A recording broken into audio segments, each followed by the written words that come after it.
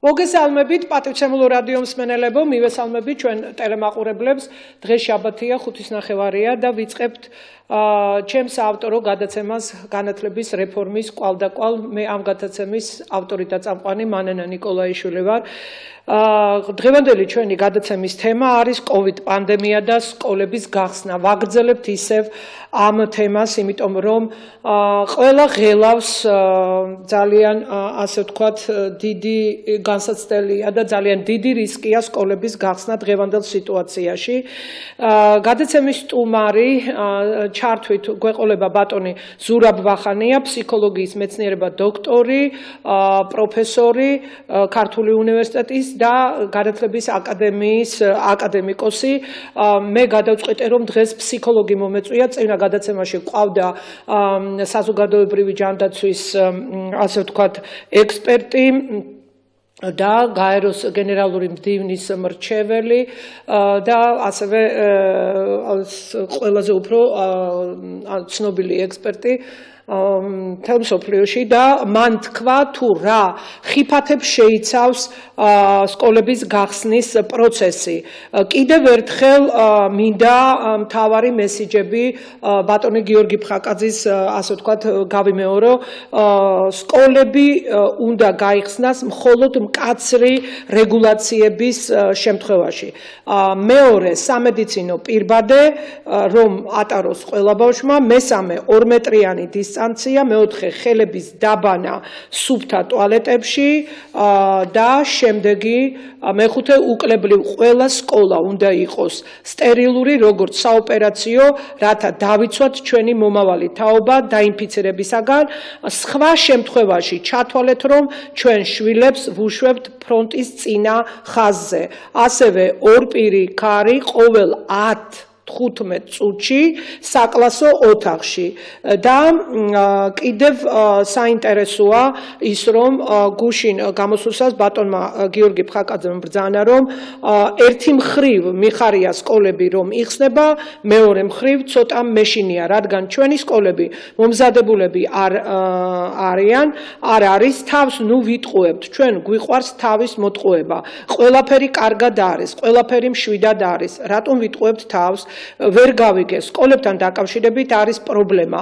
არაერთი კვლევა ჩატარდა. ამ კვლევის მიხედვით არის რამდენიმე საკითხი. პირველი, ყველა ბავშვი არის რისკის ქვეშ, მეორე, ვირუსი არის ყველასათვის საშიში და მესამე, პირბადე უნდა გამოიყენოს ყველამ, სხვა გამოსავალი არ არის და ასევე სკოლებში აუცილებლად უნდა იყოს დაცული 2 მეტრიანი დისტანცია, რაც საქართველოს სკოლებში არ არის ნამდვილად დაცული, არის 1.5 მეტრიანი და კლასებში 1 მეტრიანი დისტანცია. აი ეს იყო მთავარი მესიჯები, რაც ბატონმა გიორგი ფხაკაძემ ბრძანა, მაგრამ მე გავაკეთებ ახლა კომენტარებს ამასთან დაკავშირებით რა ხდება საქართველოში ამ კუთხით. სკოლები მკაც რეგულაციებს საქართველოში ვერ დაიცავენ არსებული ინფრასტრუქტურიდან გამომდინარე. მოგეხსენებათ სკოლებს როგორი მდარე ხარისხის და მე ვიტყოდი გაჩანაგებული ინფრასტრუქტურა აქვს. სამედიცინო პირბადე, ბავშვების სამედიცინო პირბადე გიორგი ფხაკაძის დაჟინებული მოთხოვნის შემდეგ მე-5, მე-12 კლასიდან გამოაცხადეს, მაგრამ რამდენად ექნება ბავშვებს მორგებული ბავშვის პირბადეები საქართველოში არ იწარმოება, ხელისუფლება არ აძლევს დავალებას შეკვეთას, ასე ვთქვათ, ბიზნესმენებს, რომ აწარმოონ ეს პირბადეები და ერთ-ერთ კომპანია შემოტანილი აქვს და მაშინ როდესაც 14 თეთრად იყიდება მოზრდილების პირბადეები 18 და 20 თეთრად, ესენი ყიდიან 45 თეთრად. რომ იტყვიან ღმერთი გაგიწყდათ ხალხნო. ფულის კეთება გამიგია, მაგრამ ბავშვების სიცოცხლეზე და ჯანმრთელობაზე ფულის კეთება მე არ გამიგია და ასეთი რამ მოიფიქრეთ ის რომ დააკლოთ ფასები. 2 მეტრიანი დისტანციაზე, როგორც გითხარით, საქართველოს სკოლებში ვერ ხდება დაცვა, იმიტომ რომ სკოლის ფართებია აბსოლუტურად არასამყოფი, 1.5 მეტრიანი ჩაწერეს ჯანდაცვის სამინისტროს რეგულაციებში, მაგრამ სინამდვილეში სკოლებში 1 მეტრით არის დაშორებული და ისიც არ არის უმეტესობა სკოლებში ირღვევა ეს სტანდარტები. ხელების დაბანა სუფთა ტუალეტებში არ ხდება, ჩვენთან საერთო ტუალეტები არ არის და საერთო წყალგაყვანილობა არ არის უმეტესობა სკოლებში.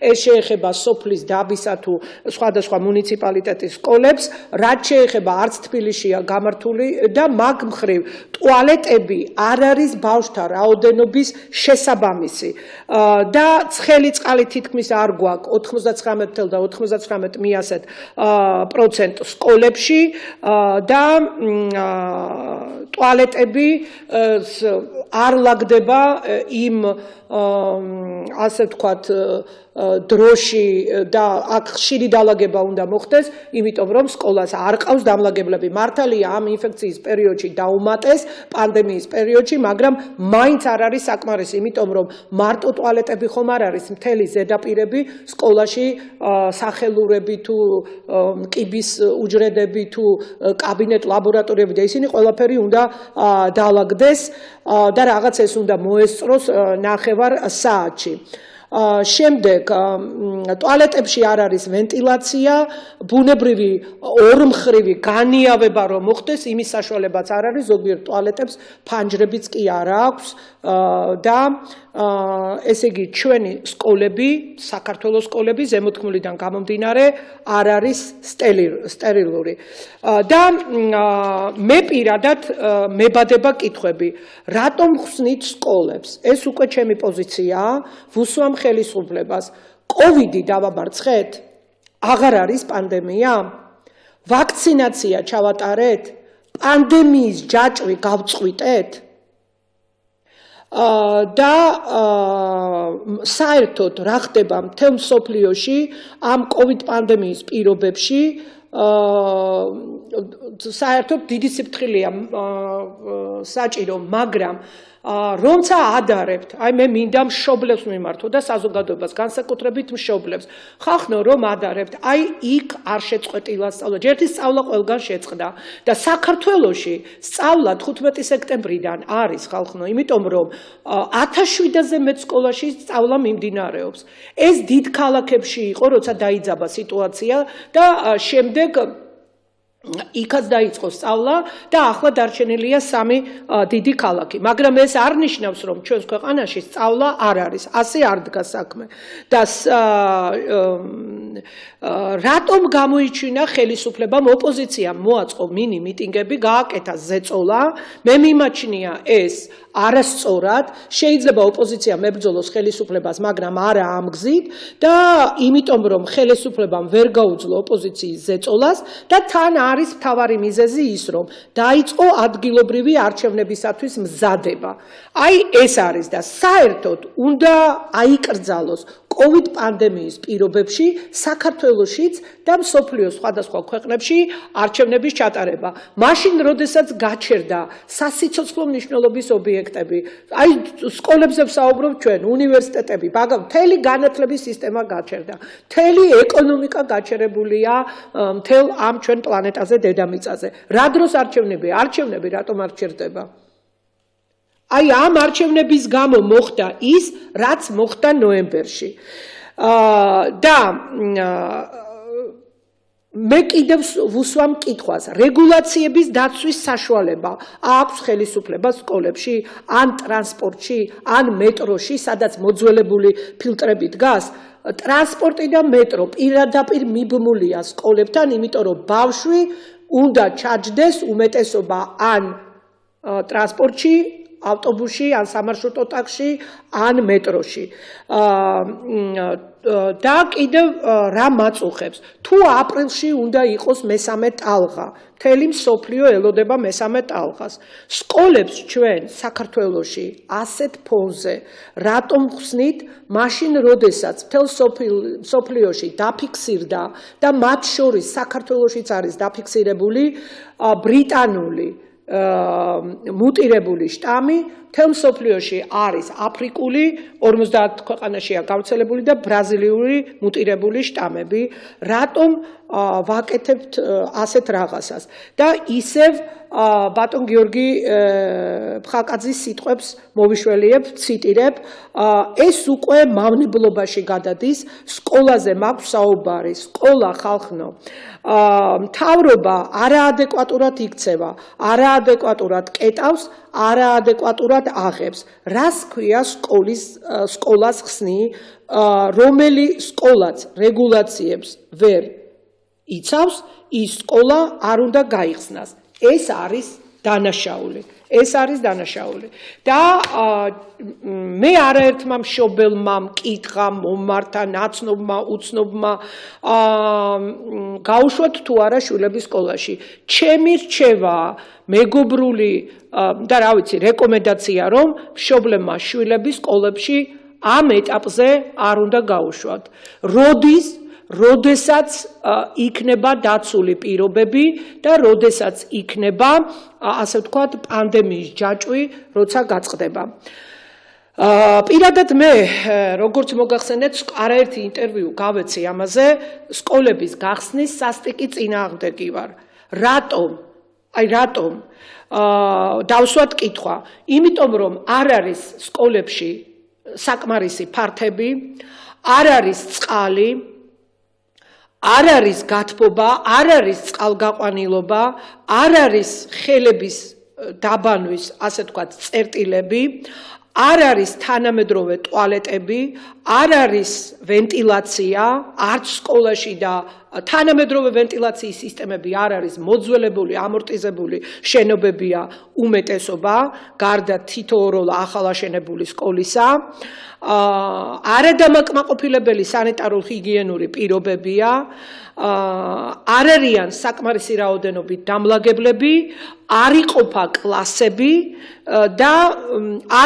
კლასები და რა გააკეთეს? ჰიბრიდული მოდელი აიღეს, დაუშვათ ნაწილი კლასების, თუ მოდის დაწყებითი კლასები, დაუშვათ იმ დღეს არ მოდიან საბაზო და საშუალო კლასის მესამე საფეხურის მოსწავლეები. თუ მოდიან მაგალითად ზოგიერთ სკოლაში თუ უფრო დიდი ფართებია, დაწყებითი და საბაზო სკოლის მოსწავლეები არ მოდიან საშუალო საფეხურის. თუ მოდიან საშუალო საფეხურის, არ მოდიან სკოლაში საბაზო საფეხურის და ასე შემდეგ. ესე იგი და ის საკლასო ოთახები ვინ გაზომა, უნდა იყოს 70-60 კვადრატული მაინც, იმიტომ რომ 30 და მეტი, 33, 34, 35, 38 და მეტი მოსწავლეა განსაკუთრებით საჯარო სკოლებში. და საგაკვეთილო დრო არის შემცირებული. მე მინდა მშობლებს მიმართო. როდესაც თქვენი შვილები მეცადინეობენ ჩვეულებრივად დისტანციური სწავლების დროს 40 წუთია გაკვეთილი და ზოგჯერ კიდე უმატებენ მასწავლებლები დროს, ან ტარდება დამატებითი გაკვეთილები. მაგრამ როდესაც მობრძანდებიან სკოლაში, იქ არის 30 წუთიანი, ძირითადად 30 წუთიანი გაკვეთილები. აი ეს 30 წუთის გამო და ზოგიერთ სკოლაში 20 წუთი და ამ 30 წუთის გამო, არასრულფასოვანი გაკვეთილების გამო, თუ ღირს სკოლაში მოსვლა. ასევე ამის გარდა მე არ მომისმენია არც ერთი ექიმისაგან, რომ უსაფრთხოა სკოლების გახსნა. პირიქით, ვინც გამოდიან ექიმები, ექსპერტები, საერთაშორისო ექსპერტები, ჩვენი ქართველები, რომლებიც მუშაობენ მთელ მსოფლიოში, მიმოფანტულები არიან თუ საქართველოში არსებული ექიმები, ვინც მასმედიის სხვადასხვა საშუალებებით გვეკონტაქტება საზოგადოებას, მე არ მომისმენია, ასე ვთქვათ, დამაიმედებელი და მყარი არგუმენტები. პირიქით, ამბობენ, რომ ძალიან სახიფათოა. მთავრობის წევრების განმარტებები, ეს არის უსაფუძვრო, არალოგიკური და არასანდო. მესამე ტალღის დროს ყველა ავადმყოფს, ვისაც დაჭირდება, მიიღებს ავადმყოფოები, ან მოვლენ სასწრაფოების დროზე, თუ ისევ უჟანგბადოდ დაიხოცება ხალხი. აი ამ კითხვებზე პასუხი უნდა გასცეს ხელისუფლებამ დეტალურად პრემიერმა და ჯანდაცვის მინისტრმა და ასევე ამირან გამყრელიძე. როგორ დავიცავთ მოსწავლეების, მასწავლებლების, სკოლის თანამშრომლების, ოჯახის წევრებს, ასევე რისკ ჯგუფში არსებულ ოჯახის წევრებს. იმიტომ რომ ჩვენ მივიტანთ ინფექციებს სახში და ეხლა COVID აფეთქება რომ იქნება ეს სკოლებს ჯერთი არ არის სრულყოფილი სტატისტიკა სად ხდება დაინფიცირება რაღაცა ზღვაში წვეთი მე ვიცი რამდენიმე შემთხვევა რომელიც საერთოდ არ არის გაცხადებული სამინისტროს მიერ საჯაროდ და ჩვენი სკოლები, ჩვენი ქვეყნის სკოლები არ არიან ამიტომ მზად და მთავარი კითხვა რატომ ხსნით და COVID ინფექციის შემდეგ, ანუ გახანგრძლივებული COVID-ი რომ აქვთ ხალხს, ამის შემდგომ მკურნალობას წამლებს სახელმწიფო არაფინანსებს და ამ უმუშევრობის ჟამს როგორ დაიფინანსონ თავი ძალიან ძვირად ღირებული წამლების შეძენა მოუწევთ იგივე მასწავლებლებს, სკოლის თანამშრომლებს, ბავშვებს და მათ მშობლებს. და მე ერთი ასეთი კითხვა მაქვს. რატომ უნდა ჩატარდეს სკოლაში გაკვეთილები 1, 2, 3, 4, 5, 6 და თუ გინდ 7 და 10 მოსწავლეზე თუ 50% ან 50%-ზე ნაკლები ბავშვია გამოცხადებული და ამ დროს არც გაკვეთილის ახსნის უფლება აქვს 50%-ზე ნაკლები თუ არის არც შემაჯამებელი ანუ ხალხისთვის გასაგებად თუ ვიტყვით საკონტროლო წერის ჩატარების უფლება აქვს რა არის ეს ვის რას უმტკიცებთ და ვთამაშობთ ამ ომის დროს რას ომის დროს თამაშის დროა და მე ვესაუბრე ამ გადაცემას რომ ამზადებდი არაერთ დირექტორს და თქვენს რომ კლასში დაფიქსირდა 35-30 მოსწავლიანი კლასიდან 3-ს უნდა 5-ს უნდა სკოლაში რო გამოცხადდეს ისე სწავლა და როდესაც უთხარით რომ ეს არ შეიძლება თქვენც უნდა გადაბრძანდეთ დისტანციურზე ატეხეს მშობლებმა ერთი ამბავიო მერე და რატო ეშინია ხელისუფლებას ატეხეს რას ქვია თუ არ იქნება ნახევარი ან ნახევარზე მეტი იმ კლასებში უნდა ჩატარდეს დისტანციური სწავლება და მე ვეკითხები ასეთ მშობლებს რას ნიშნავს ეს და ან რა არის თქვენ შვილებს რატომ აყენებთ საფრთხის ქვეშ ან მასწავლებლებს ან სკოლის თანამშრომლებს ან სკოლის დირექციას და საერთოდ სახელმწიფოს და იცით მე რა მაინტერესებს მე მაინტერესებს ასეთი რამ პასუხისმგებლობის საკითხი ვინ აიღებს პასუხისმგებლობას აი ყველაფერზე ამაზე მე ვთხოვ რომ ბატონი ზურაბ ვახანია შემოვიყვანოთ ბატონო ზურაბ მოგესალმებით როგორ ბრძანდებით მადლობა კარგად ჯანმრთელად ვარ კარგი ძალიან სასიამოვნოა ბატონო ზურაბ მე თქვენ მოისმინეთ ჩემი შესავალი სიტყვა და მეც შეშფოთებული ვარ ძალიან გარდა იმისა რომ ღელავ მეშინი ამ სკოლების გახსნასთან დაკავშირებით იცით რატო შევშფოთდი რომ ვამზადებდი ამ გადაცემას თელეკვირის მანძილზე მე ვესტუმრე იმ საიტებს სადაც აი COVID ინფექციის დაუშვათ დამხმარე საიტებია იქ ექიმებია გაერთიანებული თუ რაღაც მხარდამჭერები თუ საზოგადოების სხვადასხვა ფენები თუ სხვადასხვა სოციალურ ქსელში რომ დავათვალიერე მოკლედ საზოგადოება გაყოფილია ორ ბანაკად და რომ იტყვიან ანგარიშ მიუცემლად აი შეუწყნარებლად და შეუწყალებლად ლანძღავენ ერთმანეთს ძირითადად არის დავა მშობლების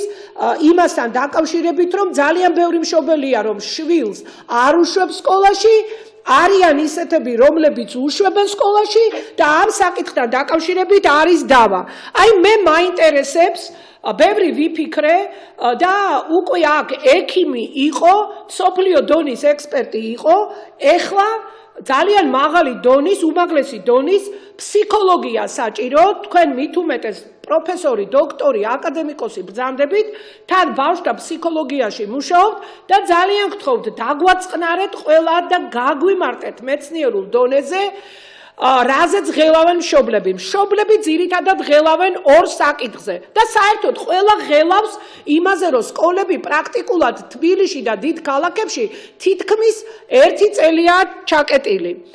აი რა ამოავსებს და საერთოდ შესაძლებელია თუ არა ამ დანაკლისის ამოვსება და შევსება. ბევრი საკითხი დასვით ახლა თქვენ პირველ რიგში იმას ვიტყვი რომ როდესაც ჩაკეტილობა ეს ინსტინქტურად აძლიერებს აგრესიულობას.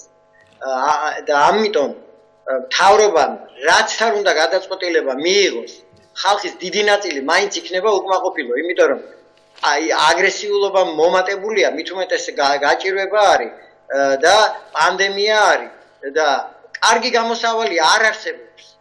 და ამიტომ ყველა გამოსავალს აქვს მრავალი ნაკლი, გამოსავალს კი არა, ყველა გადაწყვეტილება. და ამიტომ ყოველთვის უკმაყოფილო იქნება ხალხი და ყოველთვის იქნება ეს ყვირილი და ჩხუბი. ამიტომ ამას არ უნდა მივაქციოთ ყურადღება, მთავრობამ არ უნდა მიაქციოს ამას ყურადღება და უნდა მოიქცეს ისე როგორც უკეთესია. რას ნიშნავს უკეთესი? ეს უკვე დამოკიდებულია ადამიანის მსოფლმხედველობაზე, მის მრწამსზე. აი თქვათ, ვინც უშვებს ბავშვს სკოლაში და ვინც მიიჩნევს, რომ სკოლები უნდა გაიხსნას. აი მე ასეთ საკითხს დაუშვათ სკოლების გახსნამ, გამოიწვია მთელი გაზაფხულის და თებერვლის და მერე მომდევნო თვეებში გამოიწვია თქვათ ბავშვების ღმერთმა დაიფაროს და ბავშვების ოჯახების ხანდაზმული წევრების 40 ადამიანი გარდაიცვალა თქვა. აი ამ დიდ ქალაქებში სკოლების გახსნამ გამოიწვია 40 ადამიანის დაუშვა. გამართლებულად უნდა მივიჩნიოთ ეს ჩვენ. რა თქმა უნდა არა. ხო არ ვიცი მე ხა ზოგი ამბობს რომ სკოლები აბა მაშინ მე არ მიმაჩნია. მე ამიტომ არის რო არ ვეთანხმები სკოლების გახსნას. და 40 მე ვთქვი ძალიან მცირე რიცხვი მე მგონი. რა თქმა უნდა. აი ეს მცირეც რო იყოს. აი 40 ბავშვებთან რო დადგეს ცუდი შედეგი, ვინ აიღებს პასუხისმგებლობას? ალბათ არ იქნება, მაგრამ იმ ბავშვების ოჯახებში ბავშვებს ყავთ ბებია, ბაბუები, ხო? და მათგან ზოგი რაღაც ქრონიკული სნეულება სჭირს კიდევ ზოგს. ხო და არ შეიძლება აი არავითარი მიზანი არ ამართლებს იმას, რომ 40 ადამიანი გავწიროთ, ხო ვთქვათ? ამიტომ და ის რომ თქვენ ძალიან ამომწურავად დაასაბუთეთ რაღაცზე ვილაპარაკო, მე ძალიან საფუძვლიანად ამომწურავად დაასაბუთეთ, რომ საქართველოს სკოლების უმრავლესობაში შეუძლებელია აი რაღაცნაირი რეგულაციების დაცვა.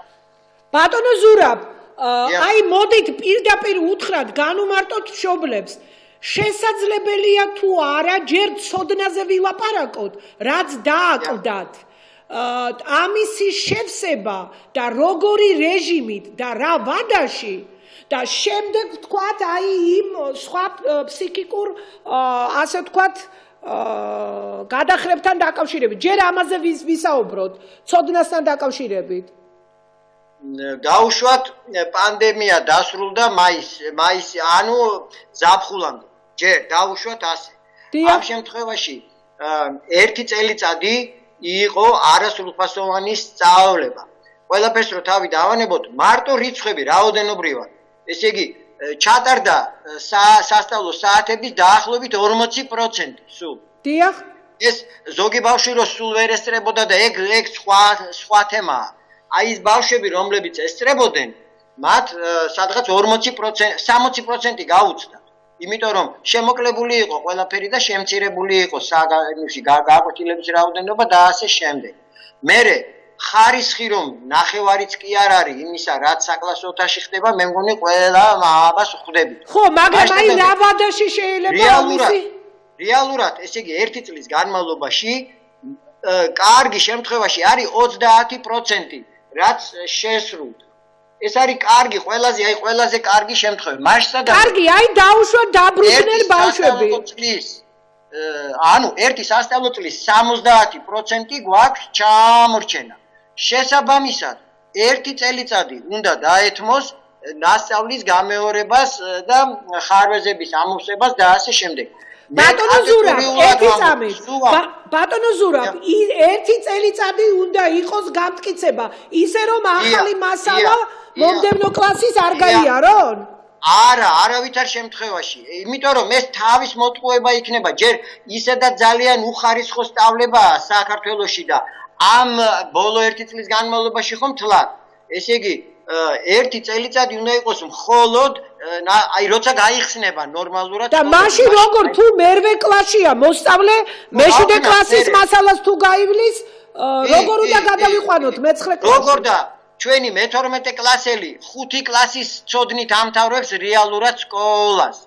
ესე იგი, რეალურად 6 წლიანი და 7 წლიანი ჩამორჩენაა საშუალოდ საქართველოში და ის 1 წელი რაღა არის. ეს და მეტი გზა არ გვაქვს, აბა ფოკუსები არ ხდება. 1 წელიწადი გაცდეს და ამან კვალი არ დატოვოს, ეს შეუძლებელი არის რა და აქედან გამოსავალი არის თავის მოტყუება.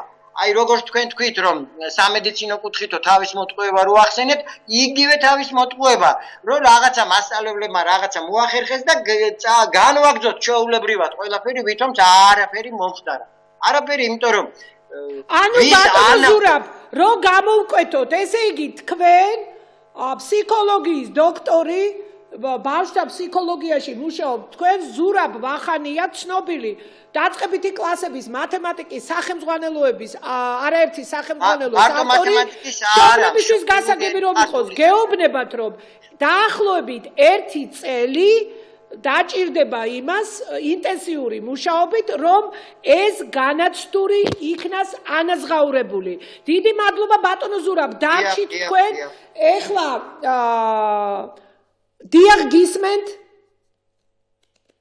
გისმენთ? ქალბატონო ნინო. დიახ, გამარჯობათ, მოგესალმებით. გამარჯობათ, ჩვენთან ხაზი არის ქალბატონი ნინო მამულაშვილი, მშობელი, სხვათა შორის პროფესიით ფსიქოლოგი. ქალბატონო ნინო, თქვენ როგორ უყურებთ თქვენი შვილის სკოლაში გაშვების საკითხს? ჩემი შვილიც ახლა როგორც დაიწყო ეს პანდემიის პროცესი, გამოცხადდა დისტანციური სწავლება, ჩვეულებრივად ჩვენც ვიყავით ჩართული ამ დისტანციურ სწავლების პროცესში. ჩემი ხედვა საერთოდ ამასთან დაკავშირებით ახლა დამოკიდებულია იმაზე, თუ რა მდგომარეობაა ზოგადად ქვეყანაში და მსოფლიოშიც, ანუ გულისხმობ, რამდენად მე როგორც მშობელს გაცნობიერებული მაქვს თუ რა საშიშროებას, რა რისკებს შეიცავს დღევანდელი მდგომარეობა. გულისხმობ ეს ვირუსი, რომელიც როგორც ახლა გახდა ცნობილი ამ ბოლო დროს ბავშვებში იწვევს რაღაც სისტემურ პრობლემურ დარღვევებს და რაღაც ესეთი შემთხვევებსაც ჰქონდა ადგილი. ეხლა რაც შეეხება სკოლას გადაწყვეტილებასთან დაკავშირებით, რომ აი მე დავუშვათ რას ვფიქრობ სკოლა უნდა გაიხსნას თუ არა, ზოგადად თუ უნდა გაუშვათ თუ არა, მე ამასთან ერთად ცოტა მიჭირს ამაზე პასუხის გაცემა, რაღაცა ამბივალენტური დამოკიდებულება მაქვს, თუმცა მაინც პრიორიტეტად რადგანაც ვაცნობიერებ, რომ არის პირველ რიგში ჯანმრთელობა, რომ შვილი იყოს ჯანმრთელი და იყოს უსაფრთხო გარემოში, რადგანაც მე ვენდობი აი ამ ინფორმაციას მსოფლიოს და საქართველოს ჯანდაცვის ინფორმაციას, რომ დღეს არის ისევ ესეთი რთული სიტუაცია და რაღაცა კრიზისული მდგომარეობა იმ ხრივ, რომ მაღალია შანსები ბავშვები დაინფიცირდნენ და გამოიწვიოს სხვადასხვა გართულებები ჯანმრთელობის ხრივ, მე მაინც ამ ეტაპზე ვიფიქრებდი, რომ თავი შევიკავო დავუშვათ პირისპირ სწავლებასთან დაკავშირებით. თუმცა ეხა ისიც მაღელვებს, რომ ის რაც მოიტანა ამ დისტანციურმა სწავლებამ, ამ სტილმა ძალიან ბევრი პრობლემები წარმოშვა, როგორც განათლების მიმართულებით, ისე ბავშვებში. მაგრამ ქალბატონო ნინო, ემოციური დარღვევები. ქალბატონო ნინო, თქვენ ფსიქოლოგი ბრძანდებით და დაგისვამთ ასეთ კითხვას, ბატონ ზურაბსაც ეს კითხვა უნდა დაუსვა ეხლა, მორიგი კითხვა და ჯერ თქვენ მიპასუხეთ. ეს ხომ გამოსწორებადია, ბავშვებს ხომ ჯანმრთელი ფსიქიკა აქვთ, ადვილად ეგუებიან ყველაფერს და მერე როცა აღდგება ნორმალური სწავლა, ჩვენი ბავშვები ჩვეულებრივ როგორც ჯანმრთელი ადამიანები, მათი ფსიქიკა არ იქნება დაზიანებული, ყოველ შემთხვევაში უმეტესობის. დიახ, რა თქმა უნდა, თუმცა ეს ბევრ ფაქტორზეა დამოკიდებული. პირველ რიგში დამოკიდებულია იმაზე, თუ ოჯახში როგორი ემოციური მდგომარეობაა, როგორი დამოკიდებულებაა ოჯახში, რა ესმის ბავშვს, ხშირად განიხილავს თუ არა ოჯახი და როგორ უყურებს აი ამ მდგომარეობას, რამდენად არის ოჯახში სტრესული გარემო, ანუ შიშები, ანუ ბავშვი ფაქტიურად ოჯახიდან იმუხტება და ოჯახი დაუშვათ რა დამოკიდებულებებიც ოჯახშია, იგივე პოზიციები აქვს და იგივენაირად აისახება ბავშვის როგორც ფსიქოლოგიურ, ისე თქვათ ფიზიკურ მდგომარეობაზეც კი ფსიქოსომატიკას გულისხმობ. დიახ. ხა ფაქტია, რომ ხა ეს მარტივი მდგომარეობა არ არის, რუტინა დაირღვა ყველასთვის, არა მარტო ბავშვებისთვის, არამედ დასრულებისთვის, მაგრამ ბავშვები უფრო დაზარალდნენ იმ ხრივ, მხრივ რომ ეხლა დასრულებს უფრო მეტად გვაქვს ეს სტრატეგიები გამომუშავებული და გამოცდილებები გავლით და შეგვიძლია მართოთ ჩვენი ემოციები, ჩვენი აზრები და ასე შემდეგ რაღაცა სტრატეგიებიც გვაქვს გამომუშავებული სტრესის მართვის პრობლემების გადაჭრის, მაგრამ ბავშვებს ჯერ ეს არა აქვთ, ამიტომ პირდაპირ მიბმულები არიან მშობლების და ოჯახის ფსიქოლოგიურ ატმოსფეროზე და ამ რეაგირებებზე, როგორი სტილი აქვს ოჯახს. ასევე არ ვიცი ხა რა ძალიან ბევრი მიმართულებით შეიძლება. დიდი მადლობა ქალბატონო ნინო, ჩვენი დრო მეც არ ითმის უღრმესი მადლობა და ძალიან კარგია როცა მშობელს აქვს ნუ თქვენ ეხა პროფესია გიწყობთ ხელს, მაგრამ ძალიან კარგია რომ სხვა მშობლებმაც თქვენ მოგბაძონ და ძალიან დაძაბულია ქალბატონო ნინო, მე შემეშინდა ისე ლანძღავს ხალხი ერთმანეთს უშვერი სიტყვებით ლანძღავენ ამ სკოლაში წასვლა არ წასვლის გამო მესმის რომ ყველას ნერვები არის უკიდურესად დაძაბული და ყველა ღელავს, მაგრამ აი ამიტომ ძალიან დიდი მადლობა ჩართვისთვის, გემშვიდობებით. ბატონო ზურაბ, აი თქვენც იგივე უნდა დაგისვათ იგივე კითხვა, რაც დაუსვი ქალბატონ ნინოს. აი მეორე სატკივარი და მეორე რაც აღელვებს და აშფოთებს მშობლებს არის ის, რომ აი ეს ფსიქიკურად რა ხდება ბავშვებში. ჩაკეტვა, წონაში მატება, 24 საათი კომპიუტერთან ჯდომა, ხერხემლის გამრუდება, თვალები ეტკინა და ასე შემდეგ. და ზოგს დაეწყო ფსიქიკური, ასე ვთქვათ, აშლილობები. აი ამასთან მერე ბავშვების სოციალიზაცია. რა თქმა უნდა ეს ძალიან მძიმე არის ბავშვისთვის, რაც ხდება, მაგრამ ქალბატონმა ნინო მართალი თქვა რომ და თქვენც თქვით ეს რომ თუ კი ბავშვი პანდემიამდე სულით ჯანსაღი იყო ის რო აღდგება მერე ნორმალური ცხოვრება მალე აუნაზღაურდება მას ის ურთიერთობის დაანაკლისი მისი ემოციური მდგომარეობაც გამოსწორდება და ეს თითქმის უკვალოდ ჩაივლის. ოღონდ თუ კი ბავშვი ჯანსაღი იყოს სრულიად და აი აქ გვაქვს ჩვენ პრობლემა მთავარი რომ ესე იგი საზოგადოდ პანდემიამ ძალიან ბევრი მიმართულებით პრობლემა კი არ გააჩინა, არამედ არსებული პრობლემა, რომელსაც ვერ ხედავდნენ და არ ხედავდნენ ადამიანები, აი ეს პრობლემები გამოააშკარავა, გაამწვავა და გააძლიერა. ეს ეკონომიკასაც ეხება, პოლიტიკასაც და ამ შემთხვევაში ბავშვის მდგომარეობას. ესე იგი, საკმაო პროცენტი ბავშვებისა უკვე პანდემიამდეც არ იყო ჯანსაღ მდგომარეობაში, იმიტომ რომ მიჯაჭვული იყო ეკრანს. ოჯახში არანორმალური მდგომარეობა ჰქონდა და ასე შემდეგ. ესე იგი, ეს პანდემიას ხო არ გამოუწევია და აი ასეთი ბავშვი პანდემიამ კიდევ უფრო მეტად გაუმძაფრა და გაუმწავა ეს მისი ისედაც არანორმალური მდგომარეობა, ასეთ ბავშვს რა თქმა უნდა გაუჭირდება და ეს ამიტომ მართალი იყო რაც ქალბატონმა ნინომ თქვა რომ ოჯახის მდგომარეობა არის და ოჯახის დამოკიდებულებები და ქცევა არის გადამწყვეტი ამ დროს. პანდემიამდე უმეტეს შემთხვევაში ბატონო ზურაბ ადვილად აღდგება ამ ბავშვების სოციალიზაციის საკითხი და ეს დანაკლისი, მაგრამ იცით რა თუ ბავშვი არ არის მიჯაჭვული ეკრანს. აი ეგ სხვა გადაცემის თემა, აი თუ არის მიჯაჭვული რა უნდა გააკეთოს, მოკლედ გითხარით, ერთი წუთით შემოვიყვანოთ, დიახ ხაზზე არის, დიახ გისმენთ?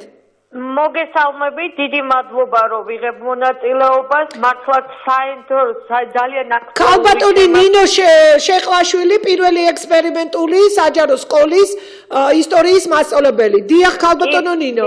კი ბატონო, დიდი მადლობა, იმიტომ რომ მართლაც ისეთი აქტუალურ თემებს ვეხებით.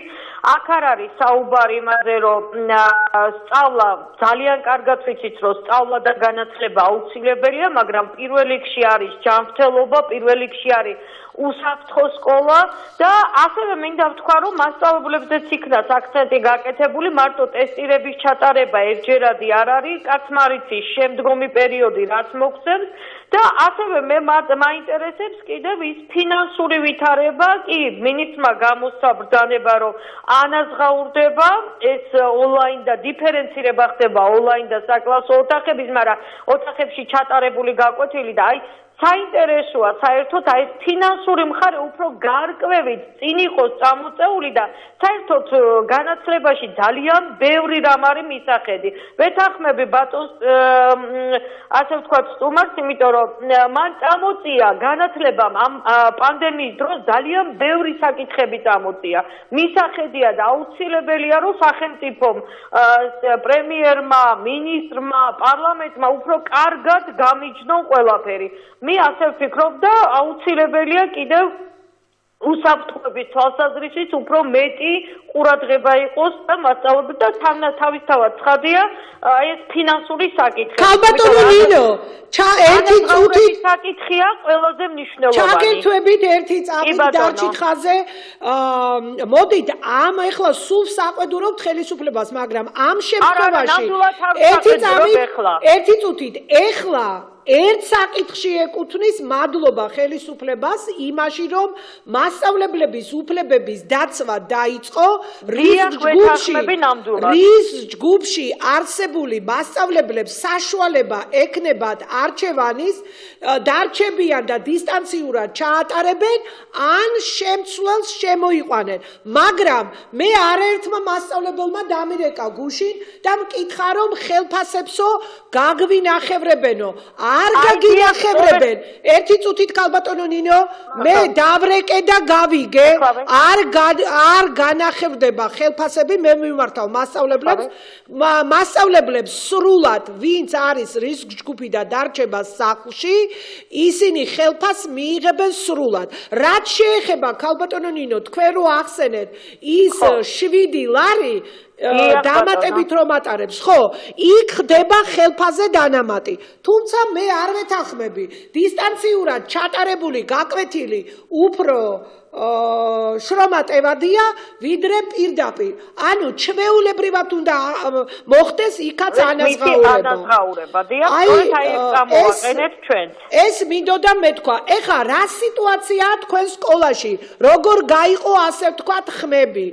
ჩვენთან ეხლა როგორ ვთქვათ, იცით, გაიყო ნაწილს უნდა საკლასო ოთახი, ნაწილს უნდა დისტანციური სწავლა, მაგრამ ამას მაინც ესე სრულად ვერ განსაზღვრავთ, იმიტომ ამას მიმდინარე კვირა განსაზღვრავს, რა ვითარება იქნება. ანუ თქვენ ამბობთ, რომ თქვენ როცა ბრძანეთ, რომ ფინანსების ასე ვთქვათ მობილიზება და კონტროლია საჭირო, ანუ თქვენ მოუწოდებთ ხელისუფლებას, რომ განათლებაში დახარჯული ფინანსები გაკონტროლდეს საფინანსო გაკონტროლდეს, იმიტომ რომ ბევრი ასე ვთქვათ მარტო სკოლა ვერ გადაწყვეტს იმ ვალდებულებებს, რაც სკოლის მიმართ არის განკუთვნილი. ამაში უნდა ჩაერიონ, იმიტომ რომ სკოლას იმდენი ხარჯი არ აქვს, რომ დაუშვათ ის ვალდებულებები დაფაროს, რაც აუცილებელია აი ამ პანდემიის პერიოდში. ქალბატონო ნინო, მე რა მაინტერესებს, იცით? თქვენ არ ხომ ესაუბრებოდით მშობლებს, არ დაგისვამთ ეს კითხვა, პასუხისმგებლობას იღებს მშობელი თავის თავზე, იმიტომ რომ მთავრობა ჯერ სკოლებს არ ხსნიდა. ეს იყო ოპოზიციის ზეწოლის შედეგი. პრემიერი გახარია ბრძანებდა, რომ 1 მარტს დავაკვირდებით და თუ საჭირო გახდება გავხსნით თუ არა და არ გავხსნითო და ეს მოხდა ზეწოლის შედეგად და ვინ აიღებს პასუხისმგებლობას ამაზე? მშობელი აიღებს პასუხისმგებლობას, რომ გართულდეს სიტუაცია? ალბათ არ ვიცი, ვერ გეტყვით, იმიტომ რომ მაგრამ მეკითხავს, მაგრამ ამ შემთხვევაში მაგაზე მე ვერ გაგცემთ პასუხს, იმიტომ რომ თალსახად არის მათი ინტერესი არის, რომ სკოლაში წამოვიდეს ბავშვი. ხო, მაგრამ პასუხისმგებლობას ვის დააკისრებს? ეგ არ ვიცი უკვე. კარგი, გემშვიდობებით. დიდი მადლობა. გემშვიდობებით, დიდი მადლობა ჩართვისთვის. ბატონო ზურაბ, დიახ. ბატონო ზურაბ, 1-2 სიტყვით, მაგრამ აი მოგვეცით აქვე პირობა, იმიტომ რომ მილიონობით ადამიანს და მშობელს და ასევე თვითონ ბავშვს, სტუდენტს, ახალგაზრდას, ყველას აინტერესებს ამ მიჯაჭვულობასთან დაკავშირებით მისი საწინააღმდეგო თერაპია, მაგრამ ეხლა 1-2 სიტყვით უთხარით მშობლებს რაიმე. თერაპია იმდენად რთული საკითხია, რომ 2 სიტყვით ვერაფერს მაგაზე ვერ გეტყვით და 1-2 სიტყვით ვეტყვი იმას, რომ ყველა ასაკში 2 წლის ასაკშიც და 12 და 22 წლის ასაკშიც რაც უფრო ნაკლებ დროს გაატარებს ბავშვი ეკრანთან, მით უკეთესი არის ყველაფრისთვის. მისი სხეულისთვის, მისი გონებისთვის, მისი სოციალური უნარებისთვის და ნებისყოფისთვის და ყველაფრისთვის. აი ერთ წუთში აი ამის თქმა შეიძლება მხოლოდ. ბატონო ზურაბ, მე ეხლა ქალბატონ ნინოს დაუსვი კითხვა პასუხისგებლობასთან დაკავშირებით და გადაც ჩემს შესავალ სიტყვაშიც ეს თქვი. თქვენ რა სიტყვით? ხელისუფლებაზე ზეწოლის შედეგად მოხდა სკოლების გახსნა, მაგრამ ხელისუფლებას მაინც არ უნდა დაეჩქარებინა ეს პროცესები. ნამდვილად არ უნდა ექნა, ნამდვილად. და მაგრამ ვინ აიღებს არასასურველ შედეგებზე პასუხისგებლობას? არავინ არ აიღებს, ყველა აიცილებს და ისევ მთავრობას გადააბრალებენ. ანუ მშობელი არ აიღებს? და ღირსიც იქნება მთავრობა, იმიტომ რომ ვითომ რატო ქნა ეს, რატო გადადგა ეს ნავიჯი. და მაინც უკმაყოფილო იქნება ხალხი მერე ბოლოს. რაც გინდა გააკეთო, ხალხი მაინც უკმაყოფილო დაარჩება. მოდით მე ვეტყვი მშობლებს, რომ კიდევ ერთხელ შევახსენებ, მოსწავლეები დავსვათ კითხვა, დაიცავენ თუ არა რეგულაციის წესებს. არა, რას ამბობ, შეიძლება დაიცვან 1 დღე, 2 დღე, 3 დღე და მერე ყოველ დღე 5 და 6, 4 და 5 საათის განმავლობაში რომელი ბავშვი დაიცავს იმ წესებს რა. და მით უმეტეს თქვენ თვითონ ხო თქვით რომ ძალიან სივიწროვე არის. 1.5 მეტრი სად არის? მაგ 1.5 მეტრი იშვიათია. დიდ ქალაქებში მით უმეტეს იშვიათი არის სკოლა, რომ მასე 1.5 მეტრ კი არა, 1 მეტრიც კი ძნელდება, 1 მეტრი. და ხელისუფლებამ არაფერი არ გააკეთა სკოლებთან მიმართებაში უკვე 1 წელია. რა გააკეთოთ? ვერ გააკეთებენ. ჩვენი სკოლის შენობები არ აკმაყოფილებს იმ სტანდარტებს, რომელიც იქ ყველაფერს თავის სტანდარტი აქვს. ჰაერის მოცულობა რამდენი უნდა იყოს ერთ ბავშვზე და ფანჯრის ფართობი და ისა და ყველაფერი და დაარღვეულია ყველა ეს სტანდარტი. თქვენ იცით რომ აი სულ არ ეხება ეგ პანდემიას, მაგრამ ისიც კი ვერ მოხერხდა ამდენი წლის განმავლობაში, რომ განათება იყოს ნორმალური საკლასო ოთახში. ცოტა თუ არის ღრუბლიანი ამინდი წესიერად წიგს ვერ წაიკითხავ, აი ესეთი სიბნელია. უზარმაზარი ისა 40 კვადრატულ მეტრიან ოთახში 2 რაღაც სუსტი ნატურა კიდია, იქიდან ხშირად 1 გადამწვარი. აი ეს არის საქმე და ყველაზე ადვილად მოსაგვარებელი რო არის განათების საქმე, ესეც კი არ არის მოგვარებული და წყალზე და იმაზე ხო ლაპარაკი ზედმეტია. დიახ, აი და მე მინდა ვთქვა რომ ისევ დაუბრუნდო იმ საკითხს ბატონო ზურაბ, რომ მოსწავლეებმა ყველანაირი რეგულაციები რო დაიცვან, ბავშვები ვერ დაიცავენ 2 მეტრიან ვერაფერ 2-ს კი არა 1 მეტრიანსაც ვერ დაიცავენ და არ დაიცავენ. და არც პირბადეს.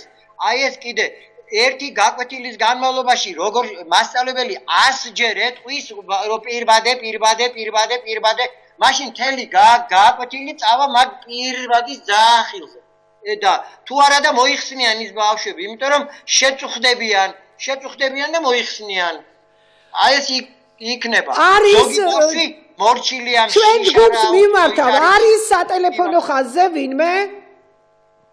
არის სატელეფონო ხაზზე ვინმე? ესე იგი ბავშვების კი ბატონო, შემოიყვანეთ ბატონო ზურაბ. მოიხსნის იმ პირბადებს. ბატონო ზურაბ, დარჩით ჩვენთან, დიახ გისმენთ. გამარჯობათ ქალბატონო მანანა, მოგესალმებით, მივესალმებით თქვენ სტუმარს, გამარჯობათ. ტელემაყურებლებსაც. მე ვრეკავ როგორც მასწავლებელი ერთ-ერთი სკოლის და ასევე როგორც მშობელი. პირველ რიგში მინდა დავაფიქსირო ჩემი პოზიცია როგორც მშობელმა.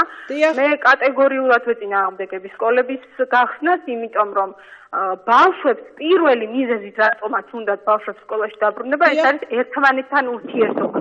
ეს ყველაფერი იქნება შეზღუდული, იმიტომ რომ რეგულაციების მიხედვით მათ უნდა დაიცვან დისტანცია, უნდა ეკეთოს პირბადე, უნდა დაიცვან 2 მეტრიანი დისტანცია. რასაც უფროსებიც კი ვერ ვახერხებთ ხშირ შემთხვევაში. მარტო რეგულაციების დაწერა ხო არ არის, არა მისი ამ რეგულაციების შესრულება არის ძალიან რთული ამ ბავშვებისთვის. ერთმანეთს მონატრებული ამდენი ბავშვი, რომ აღმოჩნდება ერთ სივრცეში. მე ვფიქრობ, რომ პირიქით უარეს შედეგს გამოიღებს ეს ყველაფერი და მივიღებთ გაცილებით უარეს სიტუაციას, ვიდრე გქონდა იგივე შემოდგომაზე.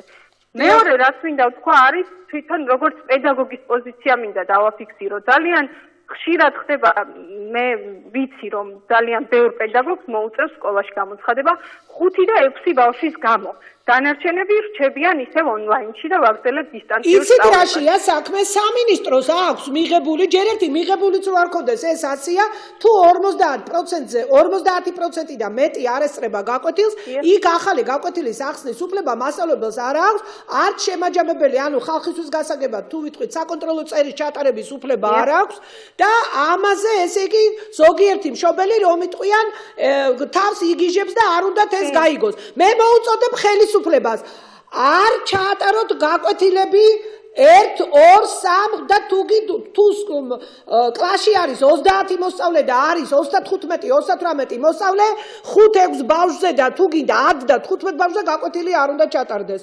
თუ იქნება უფრო მეტი კლასის 70% იმ შემთხვევაში უნდა ჩატარდეს.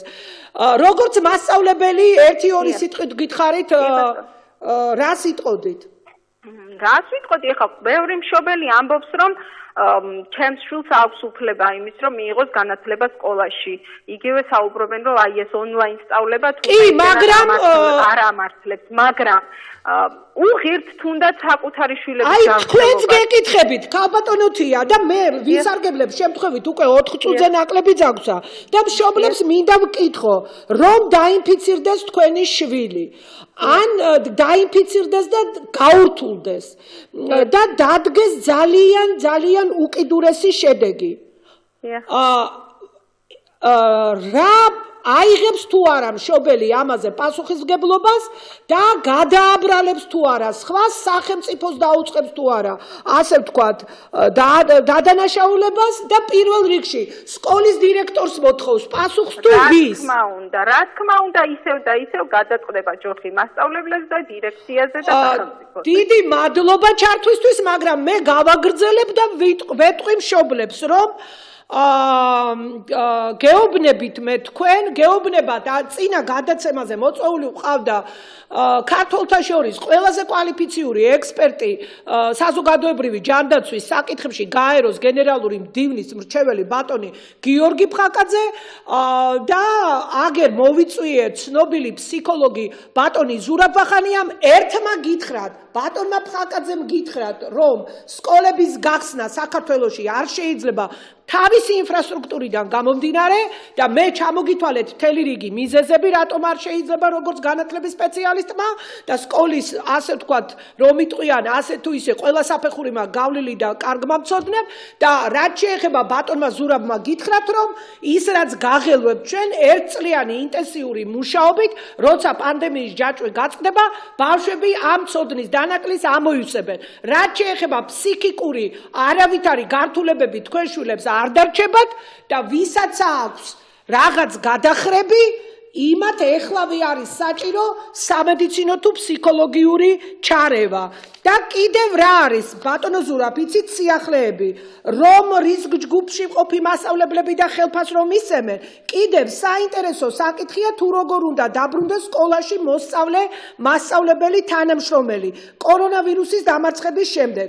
დაბრუნება ხდება ექიმის გადაწყვეტილების საფუძველზე, გამოჯანმრთელების შესახებ ცნობას გასცემს ექიმი, ტესტირება ტესტირება არ არის საჭირო, არავის აქვს უფლება რომ მე ტესტირება მოსთხოვოს, каранტინის დამადასტურებელ ინფორმაციას საზოგადოებრივი ჯანმრთელობის სამსახურის თანამშრომელი დადგენილი წესით უგზავნის ჯანდაცვის სამინისტროს, каранტინში მყოფი მასწავლებელი ან თანამშრომელი აგზავნის შეტყობინებას ჯანდაცვის სამინისტროში სპეციალურ საიტზე და ერთი მინდა ვთქვა, რომ დისტანციური სწავლების ზუსტი სტატისტიკა ჯერ არ არსებობს, რაღაც მიახლოებითი სტატისტიკებია გამოქვეყნებული და მოკლედ თუ ვიტყვით არ გაუშვათ თქვენი შვილები, მაგრამ იცით რა არის ბატონო ზურა, ბუფეტებიც ამუშავდებაო ცოტა ხანშიო და სპორტის გაკვეთილებით ჩატარდებაო. ჩვენი დრო ამოიწურა 1-2 სიტყვით რას ეთქვით ბოლო სამინისტროს და მშობლებს. ბუფეტი კი არა, სკოლაში აკრძალული უნდა იყოს ყველანაირი კვება, მათ შორის სახლიდან წაღებული რაღაცა ხემში რო კონდეს. ბავშვს იმისი საზოგადოდ ჭამა აკრძალული უნდა იყოს სკოლაში. იმიტომ რომ ხელებიდან გადავა ყველაზე მეტი ინფექცია. არავითარ შემთხვევაში კვება არ შეიძლება არანაირი. და მით უმეტეს სპორტის გაკვეთილები. ბატონო ზურაბ, გემშვიდობებით ძალიან დიდი მადლობა და როცა ჩამობზანდებით თბილისში, გვესტუმრეთ. შეიძლება რისკ ჯგუფი რო თქვი, თქვენ რას ნიშნავს რისკ ჯგუფის მასწავლებელი? აი, სხვადასხვა დაავადებები, ვისაც აქვს მძიმე ქრონიკული დაავადებები, მათ შეუძლიათ რომ არ გავიდნენ და დისტანციურად ჩაატარონ ან ჩაანაცვლებენ. ესე იგი მათ ეხება მხოლოდ. დიახ, მათ ეხებათ მხოლოდ. გემშვიდობები თქვენ და რომ შევაჯამოთ, დიდ ქალაქებში სასურველია რომ კიდევ ერთხელ მოუწოდებ ხელისუფლებას და განსაკუთრებით მშობლებს რომ თავი შეიკავეთ და არ გაუშვათ შვილები სკოლაში. ეს არ არის თამაშის დრო და ბავშვებს თუ უნდათ ერთმანეთის ნახვა, ისედაც ნახულობენ და ნახონ. სკოლა არ არის, ასე ვთქვათ, სასეირნო მოედანი. არ ჩატარდეს გაკვეთილები, ხელისუფლებას მოუწოდებ, გაატარეთ ის რომ 50% ან მასზე მეტი თუ არ არის, არ ჩატარდეს მოსწავლეებთან გაკვეთილი პირდაპირ კონტაქტით და გადაყვანილი იქნას ასეთი კლასები დისტანციურზე, როცა დაიკლებს სკოლებში ბავშვთა რაოდენობა, ერთი შემთხვევა რო ხდება სკოლაში, მერე პრაქტიკულად 5%-მდე დადის და 1%-მდე დასწრება, ასეთ შემთხვევაში სკოლა მთლიანად დაიკეტოს და ტრანსპორტში დამყარდეს წესრიგი, ტრანსპორტი უნდა გახდეს უსაფრთხო და ბოლოს მე დავამთავრებ იმით, რომ არ გაუშვათ შვილები სკოლაში, ჯერჯერობით არ გაუშვათ, დარჩენ დიდ ქალაქებში დისტანციაზე. დღევანდელი ჩვენი გადაცემის თემა იყო COVID პანდემია და სკოლების გახსნა. გადაცემის სტუმარი ბრძანდებოდა ბატონი ზურაბ ვახანია, ფსიქოლოგიის მეცნიერებათა დოქტორი და ასევე პროფესორი, განათლების აკადემიის აკადემიკოსი და ჩვენ გვერდებოდა პირველი ექსპერიმენტული სკოლის მასწავლებელი ნინო შეყლაშვილი და ასევე ნინო მამულაშვილი, ფსიქოლოგი, მშობელი გვერდებოდა და ასევე მასწავლებლებიც იყვნენ სხვებიც. დიდი მადლობა მედია კავშირი ობიექტივის სტუდიიდან მე მიმყავდა მალენა ნიკოლაიშვილს 50 წუთის მანძილზე ჩემი საავტორო გადაცემა განათლების რეფორმის კვალდაკვალ. ნახვამდის მომავალ შეხვედრამდე.